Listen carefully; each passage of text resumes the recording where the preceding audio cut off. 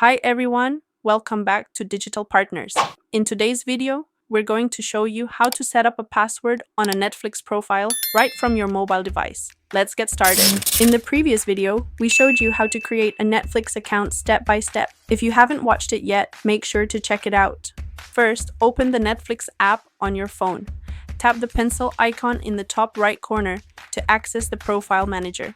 Select the profile you want to protect with a password. Under the options for that profile, look for Profile Lock and tap Create. You'll be asked to verify your identity, so enter your Netflix account password. Next, create a 4-digit PIN for your profile and tap Save to confirm the changes. And that's it. Your Netflix profile is now protected with a PIN. To check if it's working, go back to the main screen. As you can see, it's asking for the 4-digit PIN before you can access the profile. And that's it.